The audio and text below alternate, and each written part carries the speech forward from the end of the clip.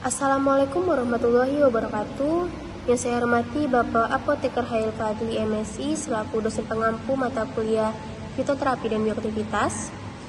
Di sini sebelumnya perkenalkan kami dari kelompok 15 yang beranggotakan saya sendiri Mela Mirza Putri dengan NIM 2101137 dan rekan saya Maya Sari dengan NIM 2101134. Di sini kami akan membahas mengenai whitening.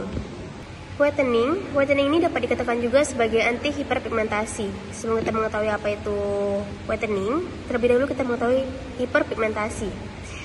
Hiperpigmentasi ini merupakan suatu keadaan terjadinya penumpukan melanin pada permukaan kulit yang disebabkan oleh produksi melanin yang berlebih yang menyebabkan kulit menjadi berwarna lebih gelap. Melanin ini merupakan pigmen berwarna kecoklatan yang berfungsi untuk melindungi jaringan kulit dari hamburan sinar UV. Dan melanin ini juga merupakan hasil sintesis biopolimer dari melanosom di melanosit di dekat lapisan basal epidermis dengan proses yang disebut melanogenesis. Dapat kita lihat pada gambar, di sini terdapat butiran hitam kecil-kecil ini disebut dengan melanosom dan yang bulatan biru merupakan melanosit.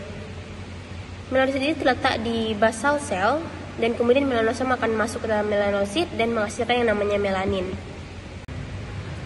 Melanosom ini mengandung 3 enzim melanogenik yang spesifik seperti tirosinase protein 1 dan tirosinase protein 2 atau yang disebut juga dengan dopakron tautomerase.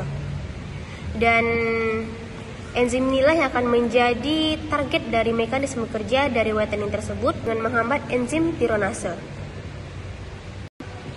Dan dapat kita lihat pada gambar, kulit memiliki 3 lapisan yaitu epidermis, dermis, dan subkutan.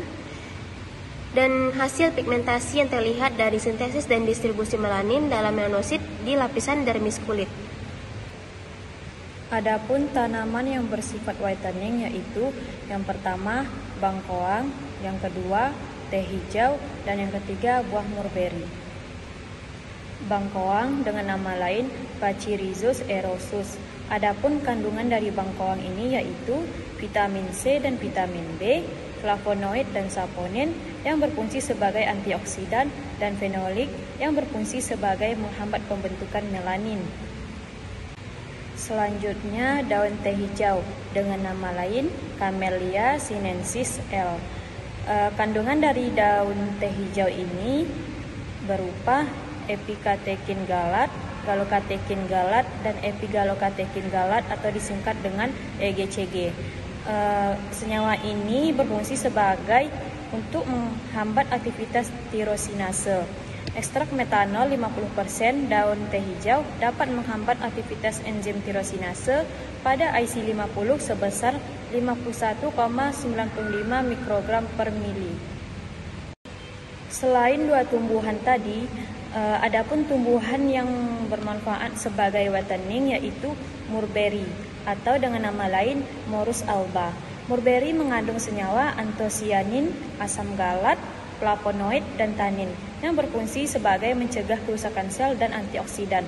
Selanjutnya ada asam benzoat dan asam hidroksinamik yang berfungsi sebagai antioksidan, dan vitamin C. Selanjutnya polifenol yang berfungsi sebagai pemutih kulit.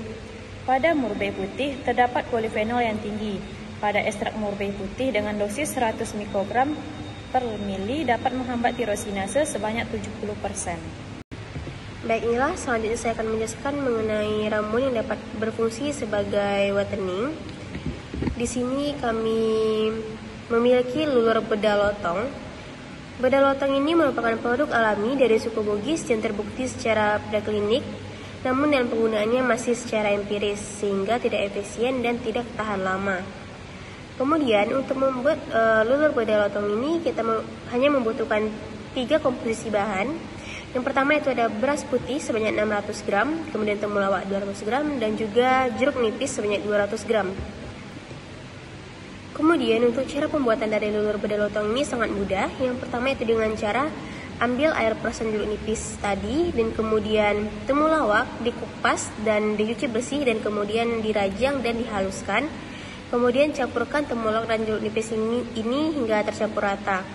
Kemudian beras putih diambil dan Cuci bersih, kemudian disangrai hingga berubah warnanya menjadi hitam ataupun kecoklatan. Dan setelah itu, beras yang sudah disangrai tadi ditumbuk hingga halus dan dicampurkan dengan campuran dari temulawak dan jeruk nipis tadi. Setelah ramuan tadi jadi, diamkan lulur tersebut selama semalam, dan lalu di keesokan harinya lulur tersebut sudah bisa dipakai dengan cara diaplikasikan ke kulit dan digosokkan secara perlahan saja. Baiklah, sekian pembahasan mengenai whitening dari COVID-15. Saya selaku moderator, mohon maaf apabila ada kesalahan, dan saya ucapkan terima kasih. Assalamualaikum warahmatullahi wabarakatuh.